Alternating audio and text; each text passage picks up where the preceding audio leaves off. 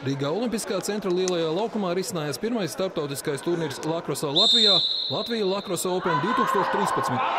Latviešiem salīdzinoši mazpazīstiem sporta veidam ir apmēram 10 gadu sena vēsture. Lakros ir cēlies no indiāņiem. Indiāņi ar to dziedēja neveselos, atrisināja konfliktus, un tas bija tāds cīņas veids, lai noskaidrotu labāko. Un tā tas ienāca Eiropā. Eiropā uztaisīja noteikums, ielika visu rāmītī. Esam piedalījušies gan pasaules čempionātos, gan Eiropas čempionātos. Aptuveni Baltijas līmenī mēs esam labākie.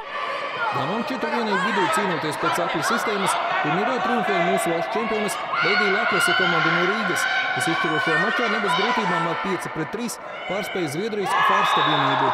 Trešo vietu nodrošināja SLK Rīga kluba pārstāvis. Savukārt vīriešu turnīrā 6 vienību konferencē mūsu komandas izrādījās pavisam maz viesmīlīgas, un cienījums no Krievijas un Polijas atstāja ārpus laureātu vietu. Tā finālcīņā par galveno trofeju pieckārtējo Latvijas čempionu Druva Dinamītu ar 7-2 uzveica vēl vienu mūsu komandu Arčer Lakrose. Līderu trīnieku turnīrā noslēdza Mītava LLU lakrosisti.